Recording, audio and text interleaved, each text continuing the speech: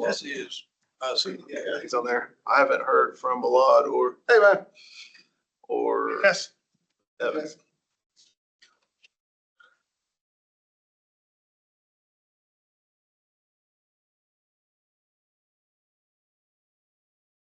He already, Left it in my car, so that's on me. Right. Shoot, that's big.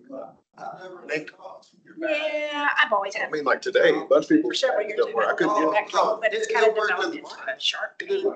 Okay. Yeah, mine worked in the parking lot. But It's the first time I've been to the building this week and I go to scan my badge and nothing's happening. I'm like, oh. yeah, taking a couple of days off. I'm deactivated or? Get back to Something that I level didn't tell that you. used to have it. So, that I can deal with. Yeah, you're with Mr. Altman there, but.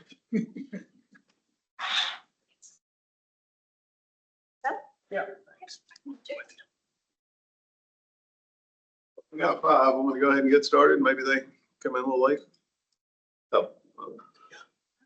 It may need more water. I may have took too much.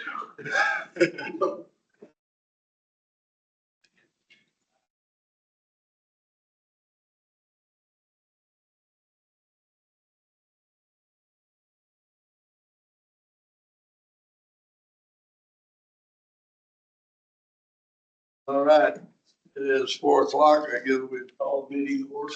We do have a form. We had public comments. I had a gentleman stop by, but he hadn't showed up, so I public comment. Any announcements?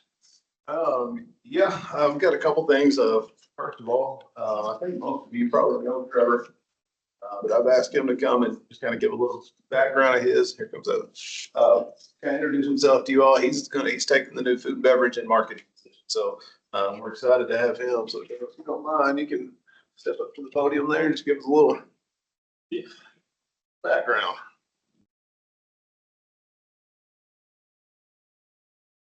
Hello, everybody. My name is Trevor Trujillo. I've been with Wichita Golf for about a year. Growing up, I worked on the golf course on the greenkeeper side, on the working with people side. So after college, I went to Fort Hays State, got a business administration degree with a major in marketing. So I hope I can use that to help propel our division here forward. Yeah, I've done a few events. They've been good, interacting with the public, getting those interactions onto our social media pages to help promote those for later this season or next year. That's been great. And I've also been starting a inventory control for the food and beverage at all 4 of the courses. I think that's going to help narrow down what we do use and what we do not, and keep it more concise and start to see a positive improvement in the food and bev area. And I do know a few of you. You guys have any other questions for me? Yeah, I'm curious as to, I know you haven't been doing this very long yet, but as far as what you have seen so far, do you have some ideas of some different things or some additional kind of items that we should maybe try to add, or is there, I know it's pretty early, so this probably isn't a good question, but. No, that's a good question. Right now, I think it's more of getting everything uniform from the 4 courses. Right now, everybody's doing their own kind of thing. Nobody's keeping it to a standard, if you will. So I think the first order is to get a standard throughout the 4, and then once we get that standard set, places like Auburn that have a full operating kitchen, they'll be able to expand to more of those premium items. So, I mean, we've been talking, well, he's only been here a week, but we've been kind of talking on the plan and meeting with the food reps. Our goal all along, which kind of got derailed with everything, but is to create a core menu that everyone knows I can go to any of the 4 courses and I know these items are going to be available. We've got 7 main items that are going to be on that menu. And then if each course wants to go above and beyond and they want to have their own special item, if, Mac wants to do a special burger that's kind of that burger or taco, whatever it is, they can do that. But these things, everyone knows when they show up, they're going to be available if they want those things. We're looking at burgers. I'll try to go through this. Burgers, cold sandwiches, ham and turkey, barbecue sandwiches, chicken salad sandwiches, wraps, hot dogs, A couple different kinds. What am I missing out here? We got some pre-made salads that we're looking at. So over the next couple of months, of course, we're going into winter, so we don't want to overdo it right now, but get that all in place, get the marketing, get the menus up where people can see it. And then over the winter, kind of trial and error on some additional items that we can add, or maybe it's certain nights of the week or days of the week. We're going to do, when we have a big league at Auburn, we'll do a different buffet, a taco bar one day, a buffet, barbecue buffet one, whatever. If we can get everyone to trust that there's going to be good items there, I think we can really take off. The thing is, it's going to take a little bit of time for people to build that faith that I'm not going to eat it on my way there because I know there's going to be something there when I get there, other than a hot dog. Yeah, we had our club championship last week, and one of the days we had the taco bar, and everybody loved that. Yeah. That was a big hit. I mean, a lot of rave reviews about that. What it's worth. I would think- I'm sorry, Go ahead. Trevor, Marcia Alterman. My question is related to that. If we have inside tournaments within our clubs, and we want to have a lunch afterwards or something, do we contact you? Do we still work through our pro? What's our best way to handle that? So you can just go through me, and then I will help get you set up with suppliers, what we can offer. And if it's something our suppliers don't have, we'll find a way to work around that to get whatever you may want or need for that event. The process will be, you'll obviously call the golf course to get that event set up. Once you let the golf pro know that you want a food option for that event, then he would loop Trevor in and he would get involved and help with the event. Okay, because I don't know about you guys, but my club has just gotten out of the habit of having our meals after our events at our club because it's been hard to do. So it would be nice to go back to that, to know that we can do something like a taco bar or something after a championship or something like that. So. Yeah, absolutely. Yeah. My question is a follow on to that. I mean, our club is the same way. They kind of forget there's, now good food available. What kind of ideas you have for promotions or driving more customers, to come to clubs and eat? Oh, So 4 days into it, what do you got? We are working on like a catering menu. It's kind of more specific to Auburn, but that's something that we would be more than willing to show our groups and clubs. Like, this is what we can get done for you. Here are some options, and then you can let your groups know, hey, we can do this food after we play, before we play, whatever. You can just get with me, and we can get that going. It's just something that's not already in place, so it's going to be kind of slow going in the beginning until we get it automatic. Year in, year out. We'll be doing something for those groups and those events. Yeah, I would say the goal, he pretty much said it, but it's to have items that you can each week, this is the things that we definitely know we can do. We can offer these. If you have so many people, this will be the price. But if there's something, we were talking and we want to try whatever food, give us a heads up and we'll see if we can make that happen. I mean, our kitchens are very limited. Obviously, Auburn's got a little bit more, but we don't have a full kitchen in any of the courses. So if there's something that you guys want to try, next week, we want to have this or whatever, just work with him and we'll see if we can make that happen for you. But yeah, I mean, based on numbers, we definitely want kind of a sheet where it's, as long as you have this many people, this is your price for this taco bar for whatever. And we can rotate those things weekly. If that's what you want to do, we'll work with you. And we definitely want to increase that and offer those things for all of our, not just regular play, but certainly for the leagues. So Marcia, in your club, do you recommend like, hey, let's start having our lunches or after the play meals here at the course? Yeah, probably. I mean, like right now, I happen to have the role of tournament director. Like next week is our club championship, and I mean, set it up to have a lunch afterwards. I'd have to ponder how to pull that off on a week's notice. You and me both. But maybe we could. I mean, I will have to ponder that a little bit. But certainly in the future, we could do. Like I said, it used to be a given that there would always be a lunch after every one of our little mixers and championships and whatever. And then that all went south after a while, partly because of COVID and all that. But now it needs to just get rekindled, I think. We had the Ladies' Day event at McDonald's this past weekend, and we did chicken salad sandwiches from the beverage cart at the driving range. We went through about 50 sandwiches, and everyone loved it. We figured out kind of how we could, and we didn't have them pre-made. We made them. We kind of set up a little station down there where we could get those ready really fast and hand them out. So we'll be as creative as we can to help you whatever you want to do. And one of the best things about that is you can tell them what you want and what time you want it. And then as your golfers start coming in, it's there, it's ready. I mean, it's so handy. It worked out great for us. I mean, Good. So, sorry, I don't mean to drag this out, and not meaning to grill you on your fourth day. But one thing when we talked about this job, besides food and beverage, we talked about expanding it to talk about marketing in general as well.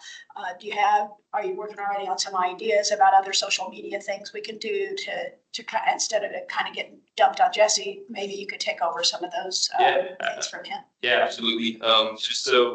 We've been doing the basics, not doing any extra money on ad spend or anything like that. We've just been showing the community what we're doing, when it's happening, where it's at, what we did, just giving them that information so they would know, oh, that looked like a fun time. Always linking it back to our website. Once we get those people to the website, they see what's coming up and available, we get those additional signups. That's probably been the number one priority as of the beginning stages. It's just getting that, what we call organic marketing out there, where you don't spend any additional money. You're just making posts to our pages that are already set up. Yeah, we're working on kind of a schedule. So schedule a post, schedule whatever type of marketing. So we're gonna have these things pre-scheduled so that we're not forgetting. It's been 2 weeks, we haven't put anything out. We're gonna have them pre-scheduled. I'm working on some fun ideas, having a lot more fun with it. He even brought up, like, we're just tossing around stupid stuff, get baby pictures from the pros and people have to guess which pros is whatever. Colin, I think would be pretty easy, but That's what I was thinking. just stuff like that. People love that kind of stuff. I mean, just having fun with them. Little contests that we do. When we put out a contest, we'll get 100 comments, where at regular post we get 2. So, that kind of engagement, we've got to get back. We started that a little bit last year, and then just capacity wasn't there. Yeah, so he's gonna be a huge part going forward. Welcome. Yeah, welcome aboard. Thank you so much. One other question, or a couple real quick. Sure. Over the years, we've bounced where one course charges X and the other course charges Y. We're gonna make sure that all of our standard menu items are the same price at every place.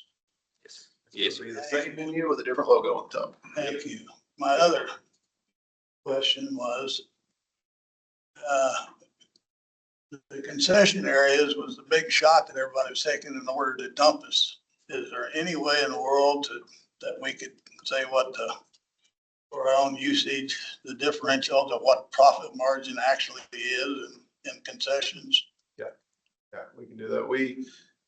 One thing he's working on, said, we've got all the food costs. The one thing we've not done real well in is any waste that we have, anything that's getting thrown away. So we've got those controls kind of put in place now, and that's what he was working on today. That's what he'll continue to work on as he goes around the courses in the next couple of weeks. But I really need to factor that in because it happens, but yeah, I think it's about a month ago, we were at like 38% profit margin on all that, and that factored in pretty much everything aside from the labor.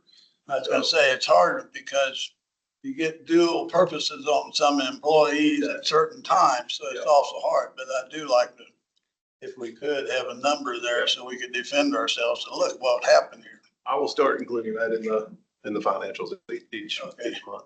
Thank you. It's not that hard to figure out. Thank you, Trevor. Happy to have you with us. Thank you. I'm going to rephrase. Trevor is going to start including that in the financial. Okay. All right. Any other announcements?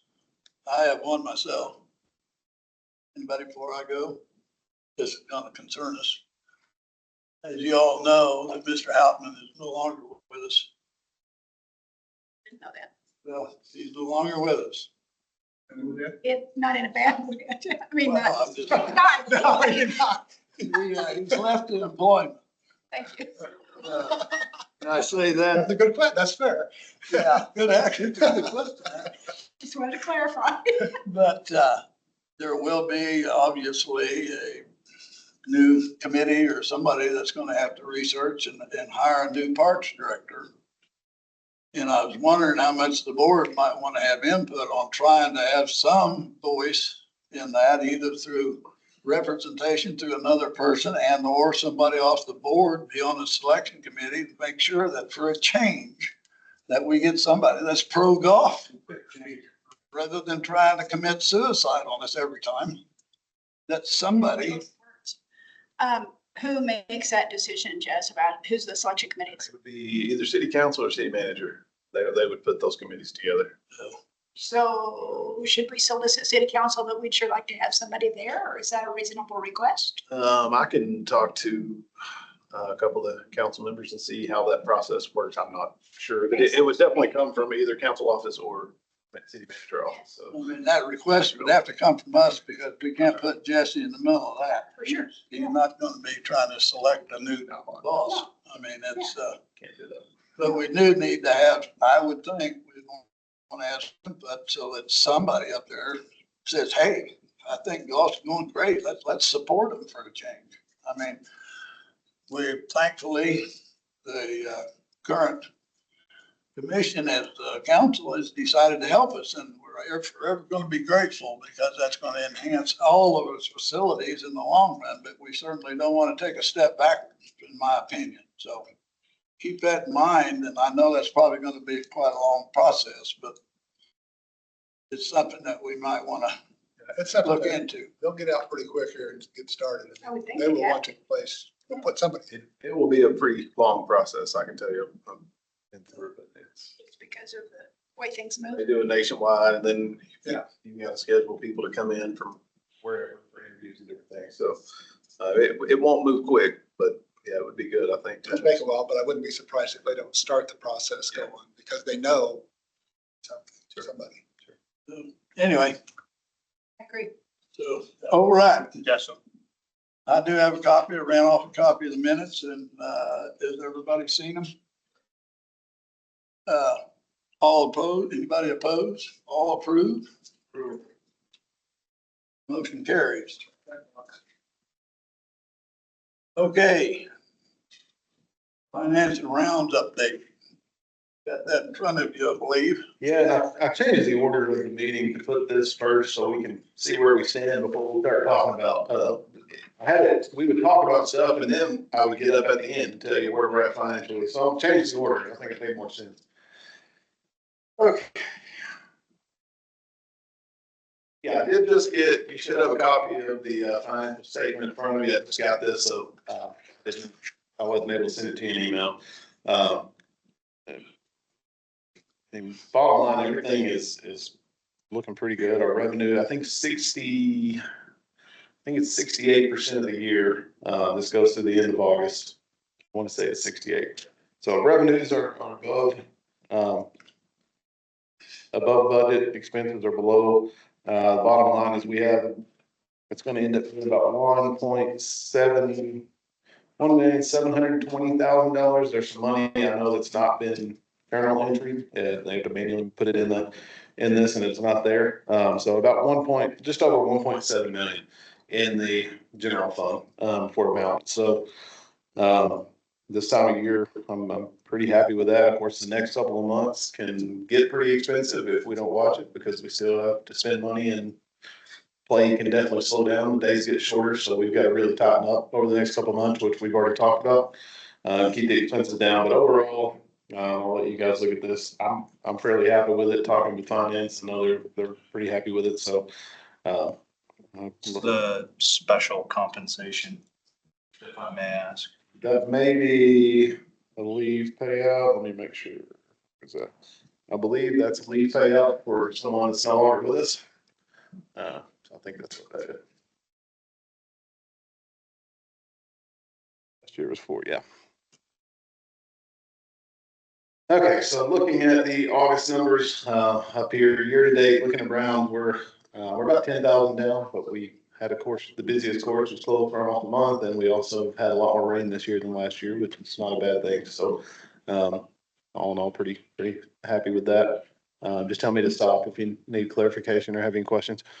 August specifically, we were a little bit about 3,000 rounds down, but again, we had a little bit more rain early in the month than we had last year. We didn't have any, I don't think. Cart rentals, we are slowly catching back up after being closed through all that time. So we're just under $1 million, 921,000. Last year at this point, we were at 963.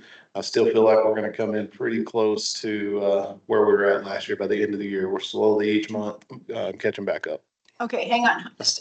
I'm just noticing the August rounds, it seems like, I mean, clearly Mac and Sim are down a lot more than the other two, so I don't think that can be weather related. I would assume weather related losses Actually, are. there's a lot more rain on the east side of town than there was west side of town.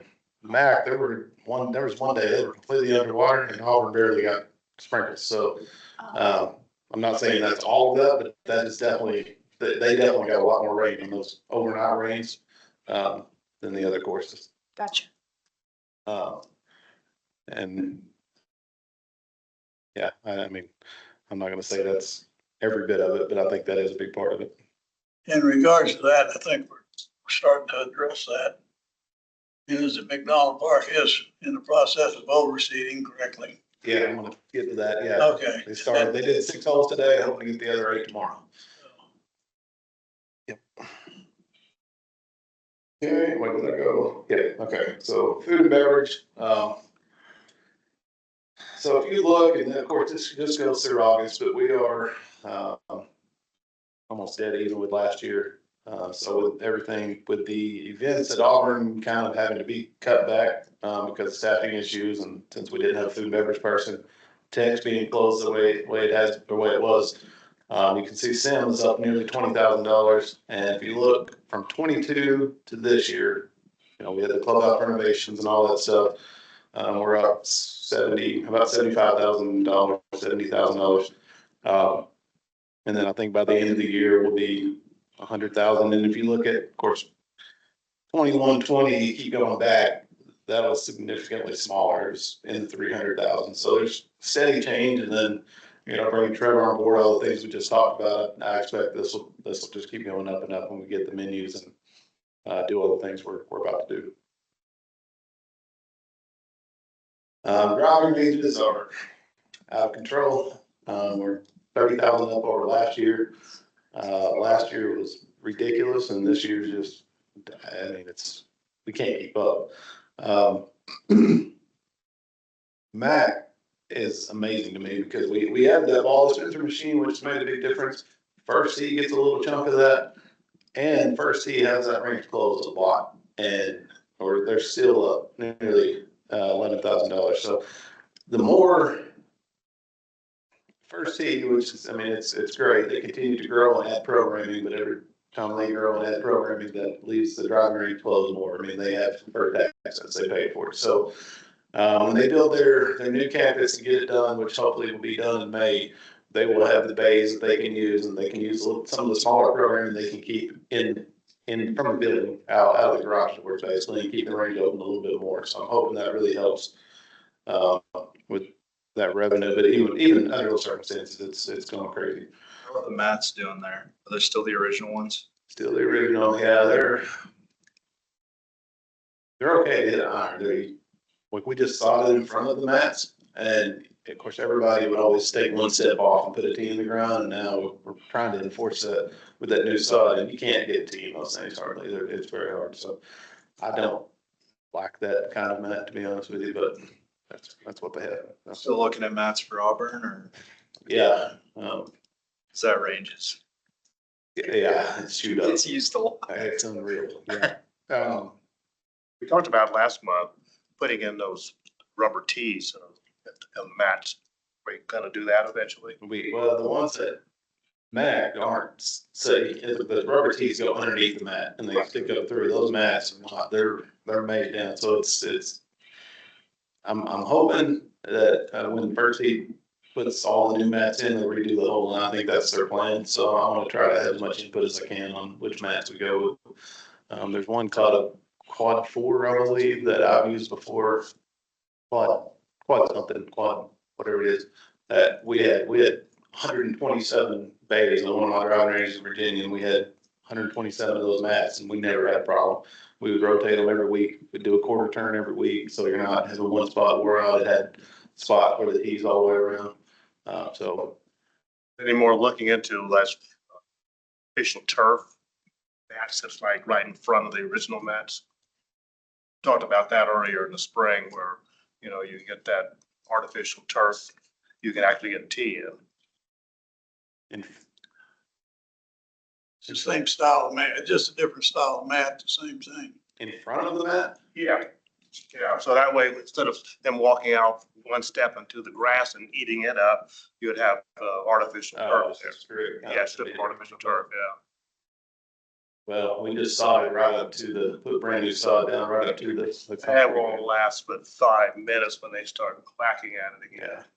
That place is so narrow. Such a small tee So area narrow. there. Yeah. I don't know how to combat that, to be honest with you, but have more days on the mats. I mean, we need to have, right now, we're in the summer, we were doing 2 days on mats. And the rest on the turf, we're gonna have to increase the days that we're on the mats. That's the only way to keep that. We put them on grass in that small area with 80,000 people hitting balls in 2 days of no grass. So, yeah, I don't, What would it take to look at putting in that artificial turf? I mean, I think if we got different mats, that would kind of take care of that issue. I think that'd be a lot easier than putting, I think what I'm understanding you saying is you got the mat, you take one step forward and then you have artificial turf. I mean, to me, I think we could put different mats that hold a tee and take care of that problem a lot cheaper than. I think you guys are saying the same thing. Or if you, because they got a mat out that you can actually just tee it up right in the mat. So which eliminates having to have quote artificial turf. I mean, those mats are about $500 a piece.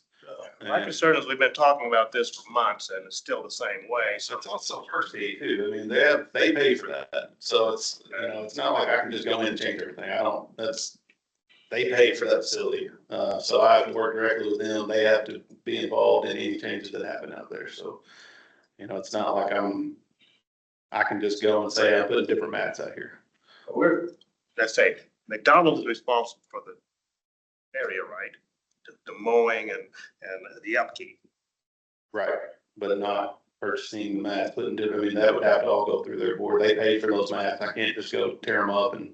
I know, but in front of that mat, that if we put artificial turf, we could do that. No. No. So they pay design- for putting the seed in too? Yeah, and they paid for a major design. I mean, they paid a lot of money for that design, that range, that tee box and everything. So any changes would have to go through their board. So if you were to put some mats out at Auburn Hills, would you just pour like a 4 foot of concrete right there by the cart path and tie it into the cart path and put mats on that? Or how would, Yeah. that's your vision, I guess. I'm just. Yeah, I mean, what I would like to do eventually, it's tricky, is build a little building right when you come around Putting Green there, a little small building that had a ball dispenser machine. That's what I would like to put there. Coming off of that building in the back, there would be the ball washer, so it's all self-contained. Concrete slab coming off of that, whatever, 60 feet or however long. The thing is, when someone's on mat, when you're on mats, at Auburn, it's big enough where you could still do grass on the other side if you wanted to have mats on one side, or you could do all mats. A lot of the other ranges, if you're on mats, like, it closes the range. I mean, it makes it hard to use that front area, you know, it's hard to kind of still utilize the entire range of the tee area. But at Auburn, I don't think it would be that hard. Still talking with friends about. Yeah. That conversation took a big hit earlier in the year, so. Who's your friend? You have a friend? Seriously? He had talked about partnering with Friends University for that shed. Oh, yeah.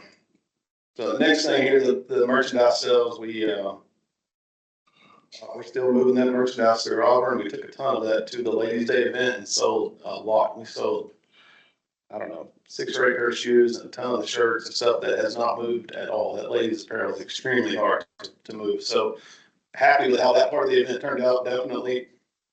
I think we're around 90,000 of that has been sold now. There's still a lot left, so we're slowly chipping away, trying to get some of that stuff out of there, all that stuff out of there. Tex, you can see, is up $12,000, I think, mainly because of the simulator. He's able to do true club fitting now, so he's able to sell more sets of clothes, more drivers. So hard goods it definitely went up there. And to think that he's was sold for a month and still that far ahead, it's pretty cool. McDonald's pretty well dead even, as well as Sim. So Sim has got a major problem. Ken is terrified to bring merchandise because people try to break into that place so much. He gets calls constantly in the middle of the night with the alarms going off and they meet police. So we're looking at some kind of bar that can go across the doors. I mean, it's 2 or 3 times a week right now. Yeah, it's bad. There were gunshots. He went to open the other day at 6 o'clock in the morning. It was pitch black. Gunshot so close that he felt it, didn't know where it was at, could actually smell even the gun goes off, you can smell it, and he never called the cops. They never figured out where it came, but it was close. And he don't know which way the bullets were going or what was happening, but it's bad out there. And I know that right after that, I saw the cops out there really digging in through the ditch, the riverbank and all that, trying to help that situation a little bit, but it's bad. It's in right now. So I was talking to Ken about this, and he told me flat out, I'm like, I don't want to bring too much stuff in here because we're getting broken into so much, and I don't blame him. It's his money. And you can have insurance all you want, but by the time you pay deductibles and all that, you're losing a lot of money. So I'm working on that, some kind of deal on the door, that security had to work with the fire, make sure it's, you can't put something up that they can't get into. So trying to figure that out. We were talking about that a lot this past week. Total revenue for August, we were at 725, which is, I think last year we were at 727, if I remember, almost dead even. We're still up a little bit, about 50,000. I had this golf fund balance on the bottom. That was before I got this. So we went up, let's see, I don't know, 150,000 or something like that, through August. And if you look at Tech, I mean, Texas down 114, Auburn Hills, fairly close. The other ones are up. So, the fact that Auburn's down that much and the fact that Texas is down that much from being closed and as a division, we're up 50,000. I'm pretty happy because when everything broke loose this year between the cyber attack and having to close the course, I thought we were going to struggle to keep our head above water, and we're actually ahead of last year somehow. So. Little side note real quick. I did stop by and play Texas last week, which I haven't done in a long time. And the decision to close that and grass it was really a good one. The golf course has turned around completely. I mean, the fairways have come back. The course is in tremendous shape. I know they're getting ready to airify and mess them up, but that's life. We did 9 today. But I know we lost a little money in the interim there, but man, I think it was well worth it, my own opinion. Yeah, feedback from Texas has been just nonstop, just positive. So, yeah, it worked out really well. The project fund balance not much changed. We haven't used any of the general bucket is at 190,000. And then the 4 buckets that we can move that into. CART fund is, continuously goes up every day. Last deposit we had into that put us about 775. So it's doing actually a little ahead of the projection that I put together when we formed that. The equipment fund is just under 100,000. Again, that goes up continuously with every green fee. And then in November 1st, we'll do the equipment fund. So we'll get a little bump there. Clubhouse renovation still have just over 60,000 left there. And the grounds fund, the only thing we've used that for so far were the cart path replacements. So still have 88,000 in that. So 1.2 million here.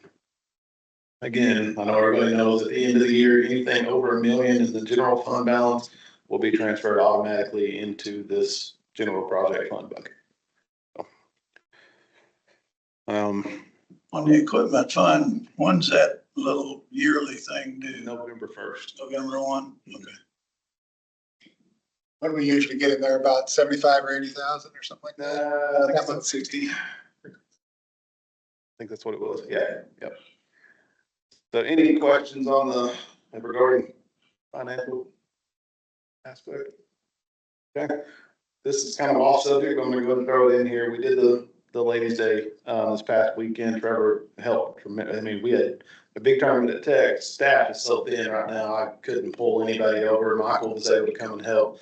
But Trevor, we got out there early in the morning trying to set all that up. And it worked out really well. I was so busy, I didn't get to count, but I would say we had 20, 50, I don't know, Jackie was back there, 80 to 100 maybe total, something like that came out. And they were all very engaged throughout all the clinics and everything that we did. Merchandise went, and then we did a scramble at the end. So, and I've gotten probably 15 emails about this was great, thank you so much, and then some suggestions on what we could do next year. And I'm keeping a hope folder for all that stuff. So we're looking forward to kind of doing a 2.0 version of this sometime early next year. And well, I left this on here. Kind of what we did: short game clinic with a bunch of giveaways. Colin did a bunker clinic. We just did a Q&A, and then the scramble. And once the ladies that were playing in the scramble went out, then everyone else, we just let them get on the range. We just went down the range, just doing instruction, answering, and just working one-on-one with everybody. So really, really good event, I felt like. Yeah.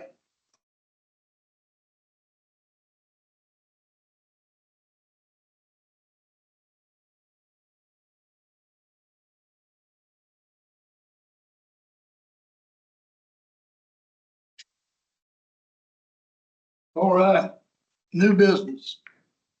Verification and seating schedule. Anybody else have some new business they'd like to bring up at this time? Or here?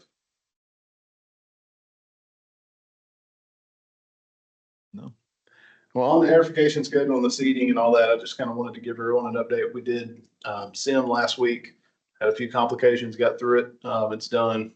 Tex did 9 holes today. They'll do 9 tomorrow. Next week will be Mac and then Auburn for the very end of the month, 1st and 2nd, or the 30th and the 1st. I can't remember. And then today also at Mac, they're doing the overseeding. Last week on Thursday and Friday, they basically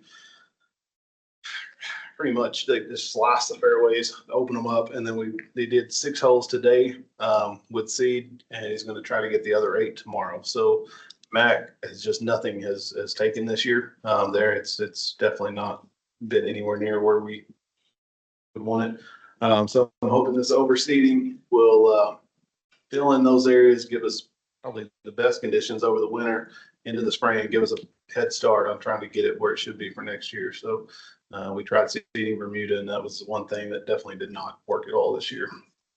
And Randy, I've asked, I know you were asking about the fairways at Auburn. Dalton could not be here, but I told him to send me, what are you doing? So his maintenance day was today, so he may have done it today. I'm talking this afternoon.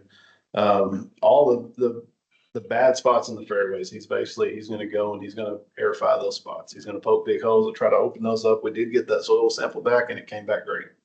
So it makes no sense whatsoever. It couldn't. I mean, everything was right where it shows it should be. So I think that would be good news. That's extremely disappointing because now we have no idea. I mean, just year after year after year. So, so he's going to oversee two to three different directions to get new grass established. If that seed doesn't take well, his plan is to hex plug areas and try to get growth started and get the grass start creeping. The last option would be sod. The main reason he haven't sodded is because it's a last resort with as little labor as he has, staff as he have, and the areas are awkward and big. So just trying to get that staff and have time to do that. The seeding is Zoysia that he's going to try to seed? I would think so, yeah. Does that normally take this late in the season? That won't work. Do you think, you're talking about a rye overseas, a temporary thing? Put that on here. I don't want to speak for him and say the wrong thing, but I think It's way too late to seed zoysia grass and expect to get any type of a stand. maybe rye.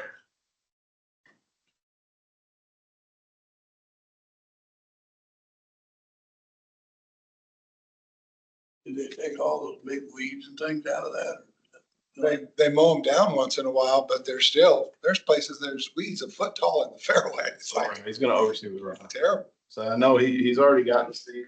So he's gonna do rye, same process that we're doing at Mac, except in the bad areas, not at Mac. It's way worse. So, I know there's not much we can do, but I've told him, I'm not telling you too, that if there's something that the men's club can do, I can call a work day and get some hands out there. If it's anything that's manual, I know a lot of this is just done with machines. It's not really probably anything we can help with, but if there is something, be happy to help. I know me and Baylor got down in by the ponds by 18 or by 10 T-bucks that one day, and we cut about half of it down. But that needs to be done too at some point. That looks bad. What does cause those couple of spots in fairway that are, like you say, a foot tall? What's going on there? that grass, that stuff grows way faster, obviously, but the thing with them, you have a bare spot. So we completely cut all that out and you've got nothing. You have pure dirt, or we try to keep that mowed down where at least you have something there. And there's kind of different, each superintendent has a different theory and a different approach to that. And they, if they can, that stuff, if you don't mow it in 2 days, it's this tall. It grows super fast, which to me, I would rather just have a bare spot and mark it, pull out of it. When you're Kill it. when you're not, if you're just looking down the fairway and there's just a patch here, a patch here, that looks terrible. And I get the theory behind it, but What he's talking about, when I looked at it, there's knotweed in there, which is an invasive weed anyway, and then there's goosegrass. Now, goosegrass, once you get it up a little bit, you can't cut it with the fairway more. It just won't work. It will not cut it. So it's wiregrass, whatever you want to call it. It's hard crabgrass. But you take a reel that's set at, they're mowing at 5/8 or a half an inch, and the reel rolls over and they can't get that long blade in there. Plus it won't cut it to start with. So it starts skipping it. So pretty soon you got something sticking up like that. The only way you're going to do that is either kill it or go out there with a little push mower and just scalp it down to nothing. I mean, but if that vegetation's in there like that, then you go to overseed it with ryegrass, you're never going to get it anyway. So, I mean, I know it's created a problem, but it may get a little bit labor intensive where somebody can just take a push mower out there, set it down on the ground and chop it off and then go from there. That's what it takes. I can get some hands. I mean, that's, Sure I can. If I can take you back to Sim, you said there were a couple of issues with the sanding the greens there. they had a machine that broke during the process, but So did it finish on the 10th and 11th? I'm just thinking about my club championship next year. Yeah. We're getting a super sandy greens. no, when is that? The 10th and when's? A week from today, we start. So that'll be 2 weeks out. You should be, they'll be playable. if we could get any rain at all, it would be very beneficial. But, we don't have the best irrigation system. I don't know if we've ever talked about that, but I'm trying to wonder. That's right when the rain's predicted for. Well, there you go. It sounds like that might have gone. You'll be 2 weeks out. They may not be 100%, but they'll be pretty back to normal by then. I just didn't know if it had been delayed. That's why. I was. No, just, They just poking holes, or are they pulling cores, or They pull cores and sand it. they're gonna pull cores at all courses? Auburn is not, they did. Except do. So Mac will just, I think Mac and Tex and Auburn are just gonna spike. They're not gonna pull. They did at Sim. I mean, Mac and Tex, their greens were awesome, right? Until, Mac's fairways were terrible, but the greens have been really good. Tex, taking that month off of those, it helped the greens as much as it did the fairway. I played there 4 or 5 times, and I Yeah. thought they're in great shape. So what happened with the staffing at Auburn? 'Cause I remember a couple months ago, it sounded like we had a bunch of bodies on the crew. On the maintenance side, yeah, we don't. Yeah. And then we do. I mean, it keeps going back to the issue we have with the pay. I mean, somebody starts, they work 3 weeks. I mean, it's a hard job.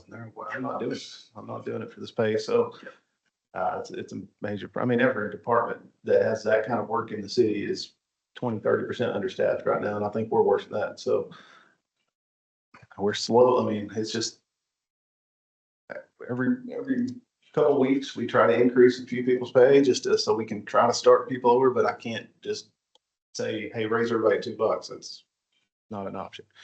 And there's union representation with that. So there's everything maintenance side is union represented in that as a whole. They have a contract with set rates, and you can't just raise one person without. So it gets a lot more complicated on that side of things. Unfortunately, we're doing the best I feel like that we can under the circumstances to try to get it up, but you can't. Somebody comes for an interview and then they get the pay, and that pretty much puts an end to it.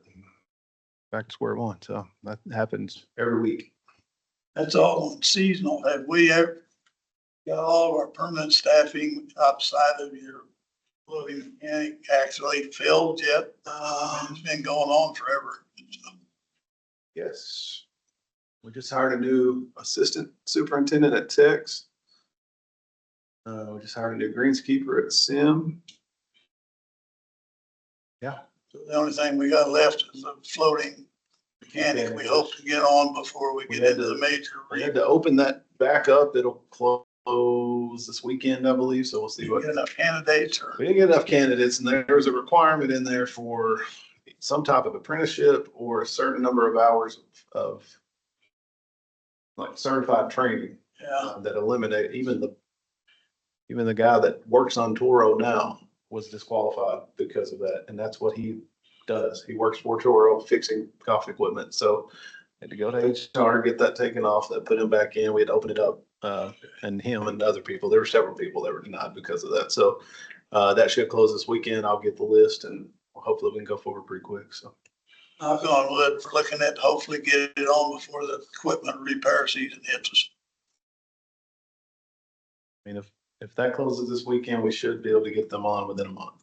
Okay. So. Okay. All right.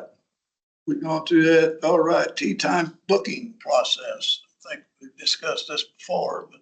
Well, this may be a little different. I put this on here because I just kind of want to let you guys know what my plan is to get input from you. We have a huge problem right now with people thinking that other people are getting preferred tee times. They're getting preferential treatment for booking tee times. So I'm getting ready to put out a big email, make a video, basically just saying we are going to enforce our policy, which is the policy that we've set, that you can't book outside of 7 days unless you're like a group or like a tournament. And a lot of people, they'll call staff, they'll talk staff into the spot, like, come on, and they'll just kind of put pressure on them until they do it. I want it to come from me that's not going to happen anymore. And if it's on the tee sheet, we're just going to delete it. If it's outside of 7 days, any group of 3 tee times or more needs to contact the head pro at that golf course if they're trying to book beyond 7 days out. And then that, we'll follow the policy regarding that. But it's such a huge problem, and it's been going on forever. Certain groups, it could be 1 foursome or 5-some or 2, and they just know, hey, give us that Saturday time, give us our regular, and they just put it in for a month at a time. Well, that's going to stop now. The by far number one complaint is I can't get tee times, and when I'm convinced that other people are getting treatment that I don't get, and we're paying the same price. So we're going to crack down. We just had a staff meeting a couple weeks ago. We're going to really crack down on that. I'm going to put out, my plan is to put out that video, put out that email, put it everywhere so everyone knows it's coming from me, and it kind of takes some of the pressure off the staff at the courses. But we have to stop doing that. So I just kind of wanted to get your input on that plan. And some people that play a lot are going to get really mad, and that's fine. I'll deal with that because all I'm doing is following the policy. And it should have happened. I mean, obviously that should have been the case all along, but it's been going on forever. So then, they're gonna have to call, first thing. I had to call or go online. 5 AM, 7 days out. You can only book the one tea time, right? On the, yeah.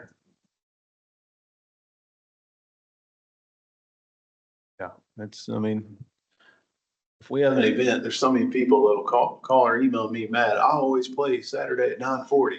Now you booked a tournament and I can't play. Well, you don't have a standing tee time, but they do. They do, and that's the problem. So, we're gonna put a stop to that. I know it's only once a week, but isn't that a good reason to join a ladies club or men's club? Because that's the only way you do get standing times. Yeah, I mean, but there's a lot of people that say, I pay dues. I don't want to join that group. I'm gonna play. Totally get that. I'm just thinking of your memo, if you want to put a positive spin Oh, on it. yeah. Have a standing tea time, play every Tuesday morning or Thursday morning or whatever morning. Join a club. Yep.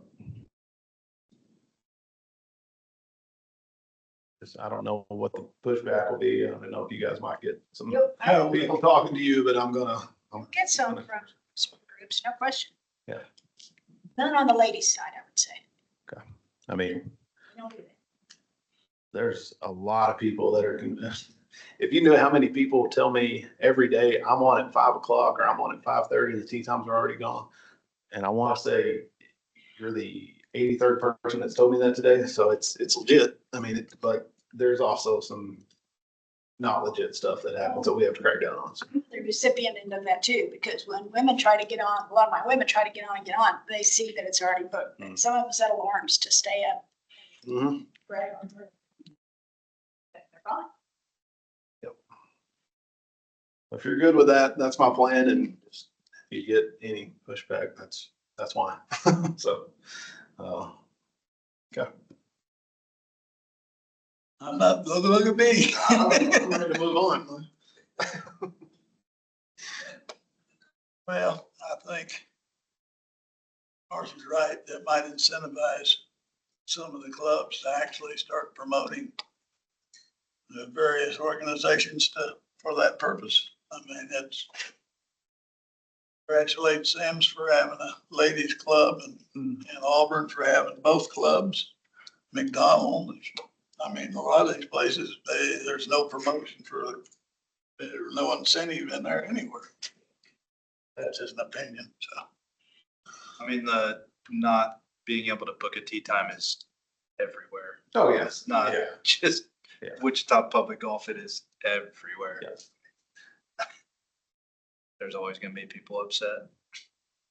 That's an unfortunate side effect of having a booming particular industry at the moment. I hope it keeps up. I feel like it's our job, my job, to make sure that it is fair for everybody. Yes, sure. That's it. That's it. All right, I have one more thing about the tea time thing. Just curious, this last year, we gave tea times to Wichita Country Club because they were redoing their greens or whatever. Is that gonna continue next year or? They'll be open next year. They'll be open. The plan, I think, is May, 1st of May. So, yeah. Yeah. And they stop using the ones at Mac, and the ones at Auburn, they pretty much are down to one tea time. I've just been getting a lot of questions from people because we had to start turning people away. We got about 90 guys on our men's club, and then we just started to say, well, we just can't take anymore. We don't have enough tea times. It's not possible. So I guess the reason I'm asking is I want to know if we should take more people or if we should not take more people. I mean, Well, the number one complaint, I'm not picking you, I promise you, is that Saturday morning Auburn men's club. I mean, I know I keep saying it. I'm not doing it to say it's bad or whatever. I'm just telling you that is the number one complaint. I don't want to expand that more with more tea times. Because that's the prime course on the prime morning that is the ultimate time of the week that everybody it's a big wants. group, right? And nobody else will ever get that tea time. That's what I hear every single day. So, I mean, there's tons of people, make them play in the afternoon or they can play every other Saturday. I mean, I get it every single day. So I really, not to be whatever, in my opinion, I don't really want to expand that and make that worse. I need to know. Does that defer people from signing up or just maybe first come, first serve for your particular lady. We'll have a cutoff as soon as we reach a certain number. We do our sign up through Golf Genius, and we can set a number, say 55 players, that's all we're gonna take. And then the 56th player, it comes up and says, you're put on a waiting list. Yeah. So if somebody cancels out, then we can one in. But you don't keep them from actually joining the association. No, we do keep joining. Oh, I've got emails, I bet I've gotten 5 emails in the last 2 weeks, people want to join this next year. And I'm like, and you know, part of kind of what Marcia said, you know, if you join a club like that, you have a Saturday morning tea time then. well, that goes back to I what mean, I was Texas saying. Solver's the same way. They have Saturday and Sunday with their men's club. So, I mean, It's much smaller, yeah, but they do it is much. have. Yeah. I'm sorry, I'm getting on my soapbox a little bit here again, but there's not a club in town that would let the ladies have a standing tea time on weekend. Well, there's not a club I've ever seen that would do that that wasn't private. No, I mean, no, there's a ladies' tea time on Saturday mornings at Willow Bend. The ladies' club.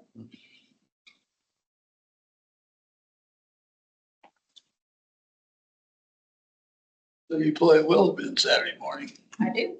a girl. Any other comments or questions? Hearing none, continuation of prior business. And again, we already discussed the first T plan a little bit. but- yeah, just, I'll put that on here just to, they, if you've been out, you know, they broke ground, they dug an enormous hole, put the sewer in, they're starting on everything, so they're, you know, you never know if these things are actually gonna start when they say that they did, they started ahead of time.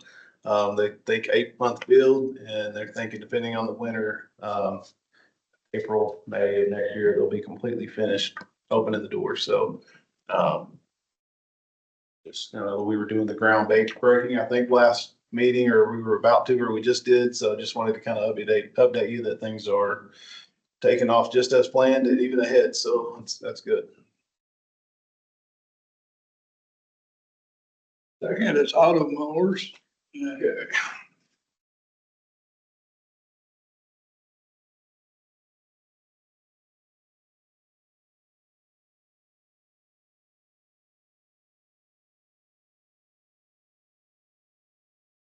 Us, you know, I've been trying to kind of get some kind of estimate on price on this today, as I was sitting here before this meeting, I got the final, kind of an estimate.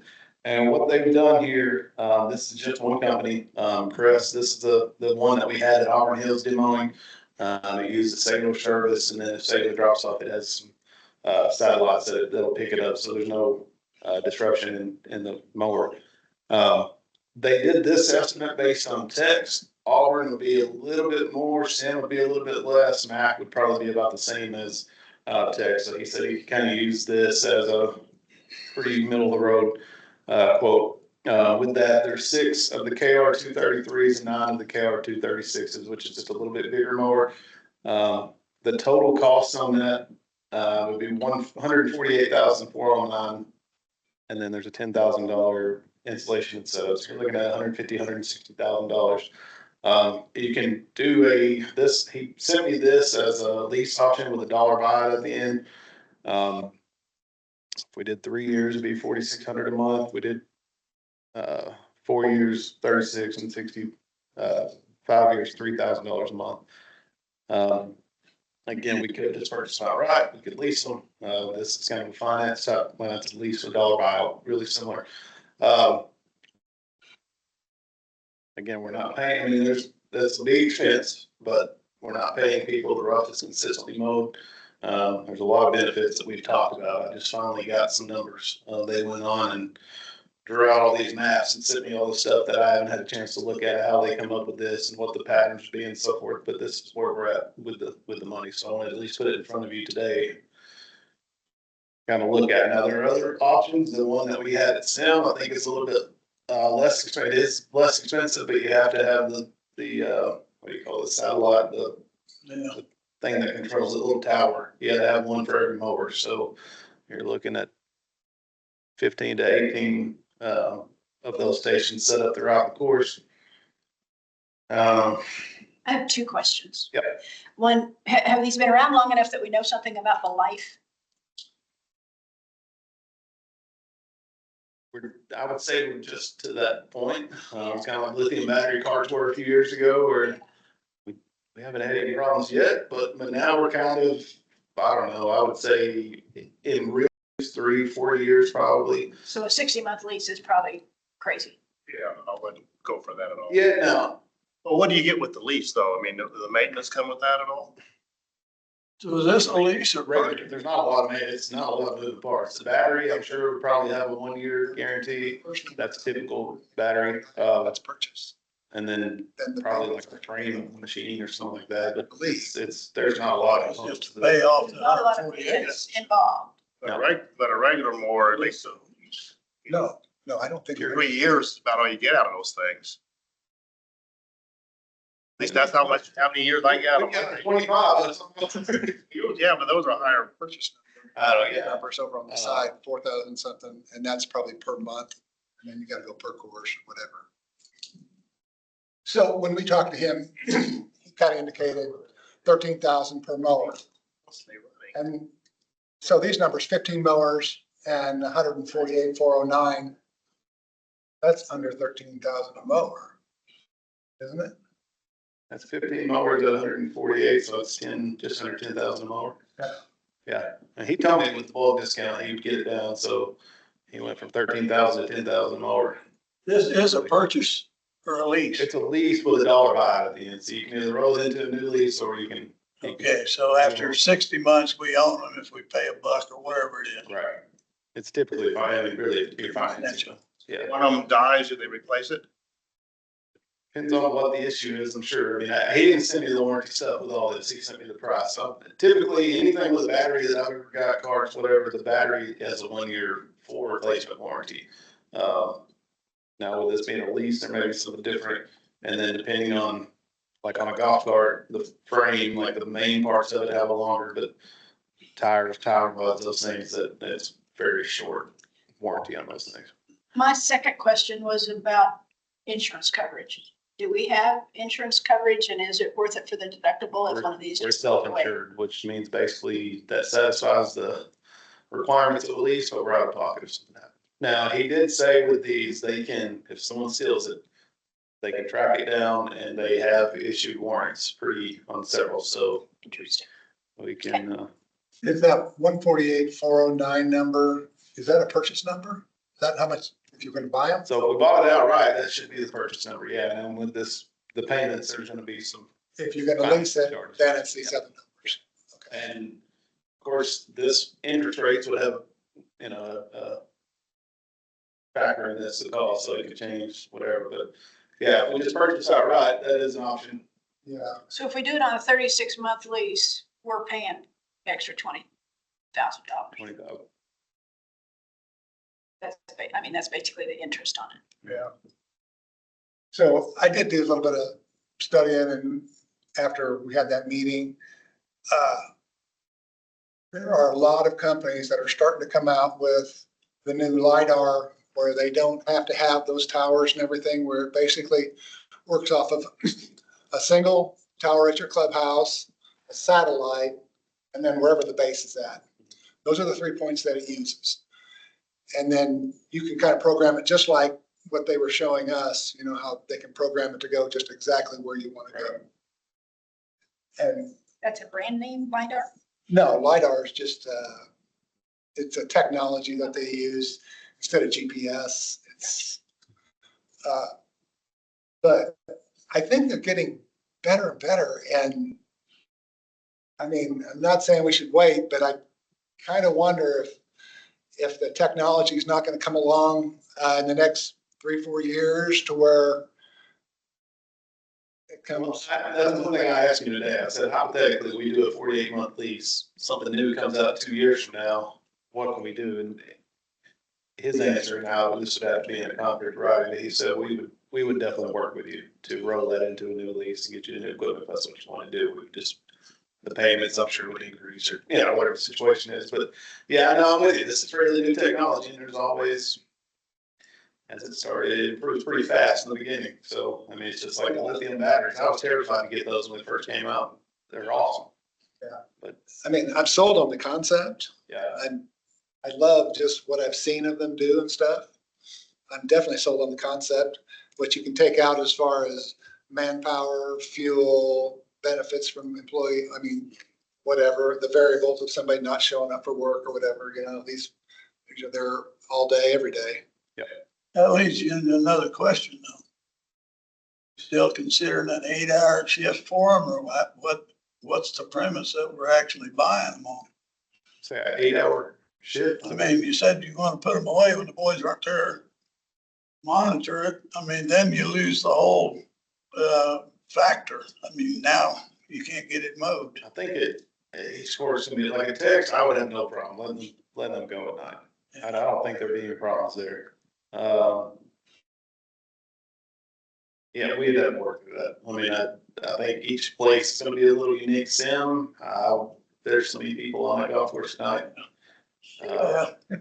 Not, The other factor is the irrigation system that we're looking at. Some of the 2-hour stuff doesn't have electric out on the facility. So if they developed a photo cell, some way to charge them off of that type of a station or not? He said that they had normally it charges off of a 20 amp charger and a solar that they can do.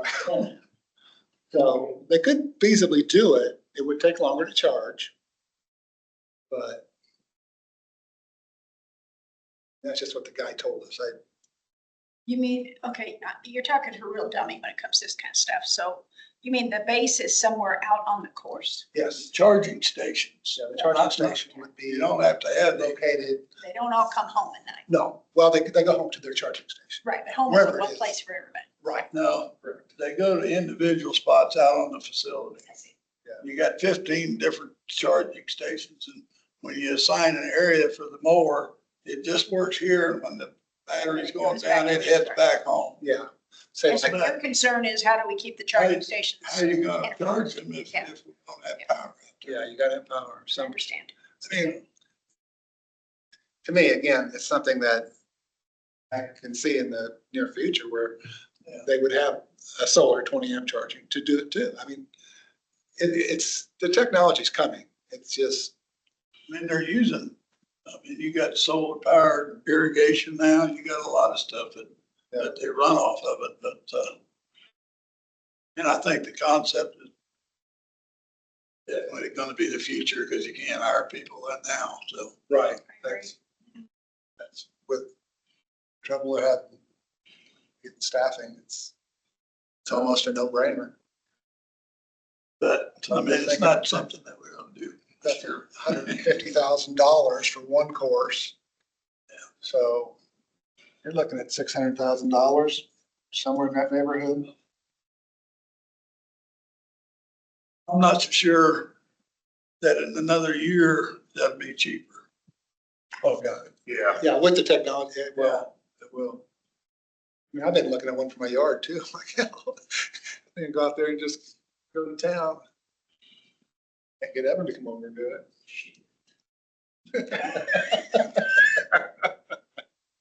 New business?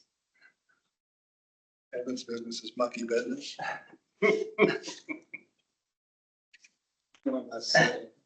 That's the interest rate on the 48 month, is that? No. I don't know, at least anything in a long time, so. To me, seems steep. It's- Yeah, geez, that's 1970s inflation stuff right there. Sure be nice to be able to offer a, that would attract people to actually work, not have to worry about this. Sorry.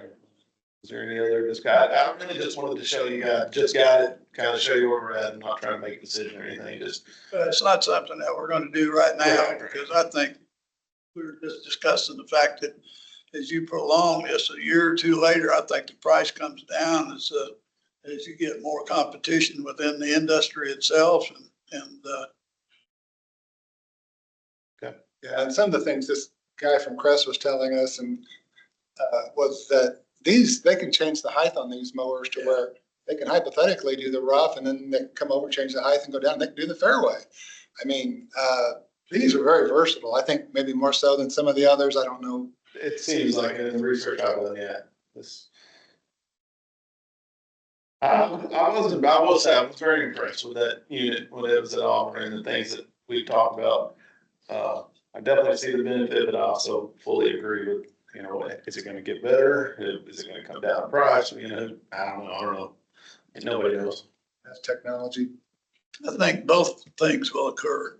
I Yeah. think they'll get better, and I think as you get more competition and more people develop them, the price force down a little bit, so. Okay, moving on to irrigation plans. All right, I'm gonna sit down. Have a rest. All right, kind of, get everybody up to speed with what's happened so far. So we, back in August 13th, city council approved the funding. So now we go into the purchasing side. How do we get it through? We had an architect come out and draw a plan for SIM. He did that he kind of did it with Rainbird, a Rainbird system in mind. So that's the way that he drew it out. We got the estimate. That's kind of that's what we used to determine how much funding we needed. When I went to purchasing, I'm working with them still. I've had, I don't know how many meetings over the last 2 weeks with them trying to figure out how do we move forward in the quickest way, but make sure it's fair for everyone to have a bid. We don't want to end up on the front page of the paper. So it's a very complicated process because you have the architect, you have the supplier of not only the sprinklers, the Rainbird, Toro, Hunter, whatever it is. You also have the piping, the wiring. There's so many components. Plus you have the landscapers, the people that actually do the work. Trying to figure out how to bid this job out is very difficult because typically you would have an architect come and draw the plans and then they would determine what's needed and then you go from there. Well, we can't do that way. If you're a private club, you would just get your architect, have them work with you along the way to make sure it's right. Well, we have to give everyone an equal opportunity to have a chance for this. So what we're looking at is putting out a request for a proposal, not a request for bid. Basically saying, here's the golf course, here's the blueprints, here's the acreage. We need the best irrigation system you can provide. You come back to us with the cost of the landscaping, the piping, the everything. We're probably going to try to put that out in the next week or two. And then that would be up to Toro, up to Rainbird, up to Hunter to find the architect, put all that stuff together and come back with proposals. And then we would put together just like an interview panel.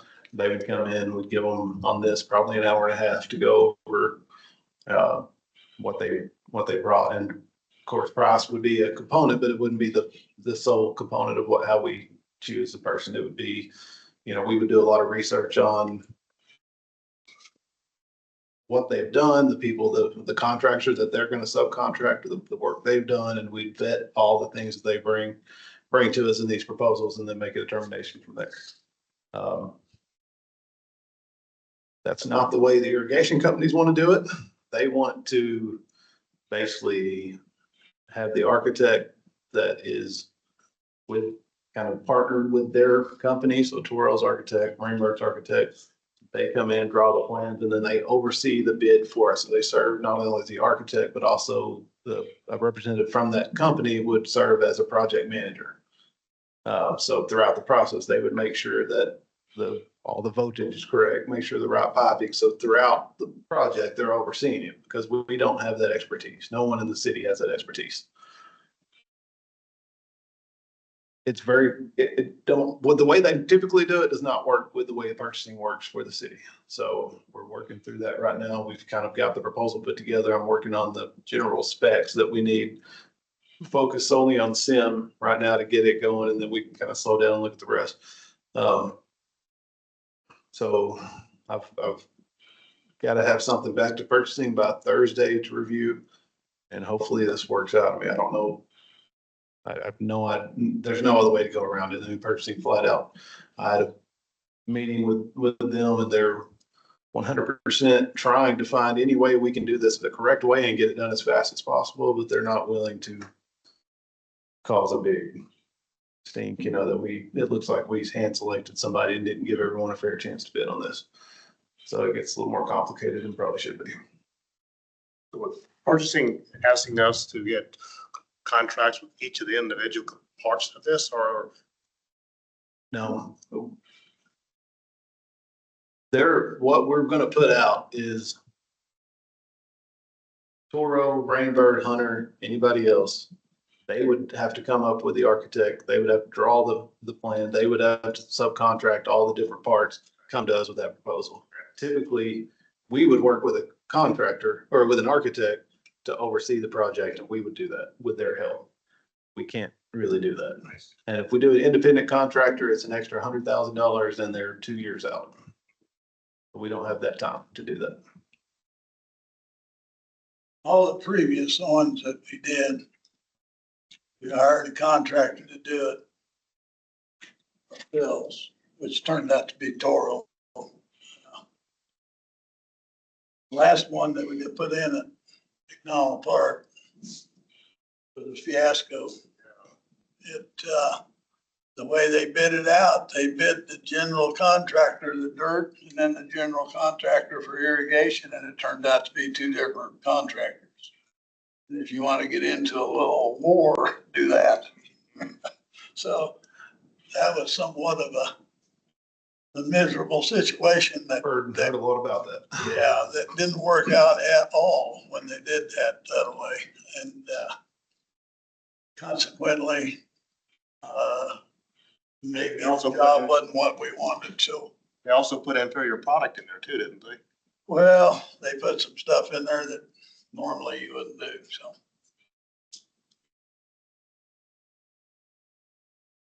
That was, until we built Auburn Hills, that was the last one that they did. That was the only retrofit, the last one that they actually did. So Sim Park was done in the mid-80s.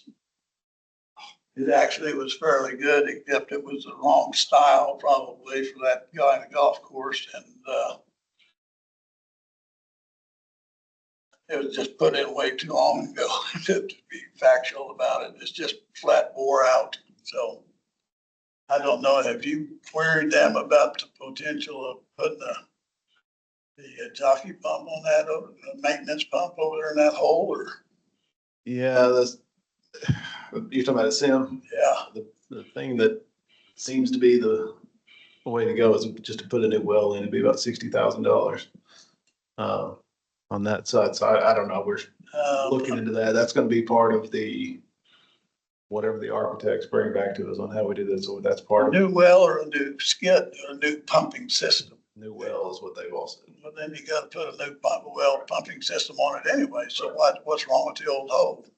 Right. Well, right now, I know you put another liner in there. the first architect layout we had drawn, there's two pumps at Sim, and they were not going to use this pump. They were going to pull strictly out of this one. We can't. We don't have the allotment. It's not feasible. So, yeah, we're going to put all that into the bid or the RFP, and they would have to come up with those plans with the architects. So that would be part of the proposal. They could just pull that and put a new skid in there with an operating jockey pump on that thing, and I don't know why they couldn't do that. So I don't know. That would be part of their proposal, is to show us what they're planning and explain how they would do that. So with going this route, there's really no way to tell exactly when we might expect to get started, or. I know potentially there are some crews that I've understood that do this, that are the ones that do all the golf courses around, that have some openings potentially October, November, maybe even December. And they're saying Sim would be about a 2.5 month project because it's simple. And it's very appealing to everyone. That's because it's so simple. It's flat. It's all really tight. There's no ponds. It's sandy. It's everything that they couldn't ask for a better job. So they want it. So I think if there's any chance they could get to it right away, they would. But I mean, and I want to say purchasing and finance has been great. They're keeping me out of trouble pretty much. Cause I want to go, I want to get this done, but I've got to be careful. This is a big project. You're talking $1.5, $2 million. And I want to, I don't want to end up in the news, so. Again, so. I was gonna say. The saving grace of going with that high density poly that they're doing is you can do that in the dead of winter. I mean, because those are all electrical glue joints. There's no glue involved in it. It's all electrolysis that goes in there where they melt the bag and actually melt it together. So it's a system that can be put in less than desirable weather. Any other questions? Hearing none, I will go to member rates, which I know we're all waiting to do. Here we go. So Randy sent me if you want to put it up there, he had put some stuff together and asked me to present it. So I'm gonna let you kind of take over here. I just put the numbers that you gave us together. And so the top one up there, that's last year, 2023. That's the numbers. On the far right, you can see how much cost per round. It cost $20 for 20-something for the young adult, 24 for the adult, couples $19.63, seniors was $14.83. So my first thought was, pass system's kind of broken in my mind. So if we just did away with what we have and say one single pass, let's say it's $100 a month and float it out. Here's your delta from 2023, $181,000. But you have to admit there's going to be some attrition in there. Some people will drop out and not everybody's going to want to pay $100. I mean, You mean no categories at all? right, no categories, just you're either a pass holder or you're not. It's just one or the other. I mean, maybe it's cheaper for a person just to pay green fees. I don't know. I mean, I don't know how much golf everybody plays, but I thought that'd be one way that we could make it to where, because it is a public golf course and, every tax-paying citizen in Wichita should be able to get the same thing as the other person. Whether they're young or old or coupled or not, or, I mean, none of that stuff really should matter. You're just a golfer like everybody else is just a golfer. So I thought that's one way to look at it. We would have some attrition there. We would probably have some complaints. But at the same time, this is somewhat mandated by the city council and we have to generate more revenue. So if they want to complain to city council, then I don't know what to tell them. They can go complain to city council.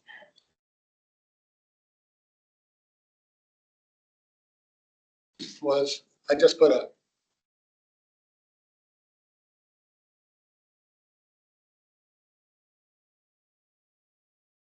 so a senior goes to 75.36 instead of 70.36.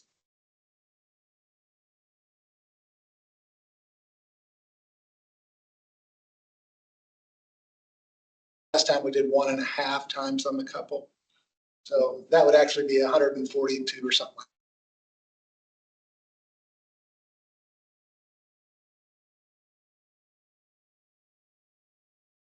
$99,240, which from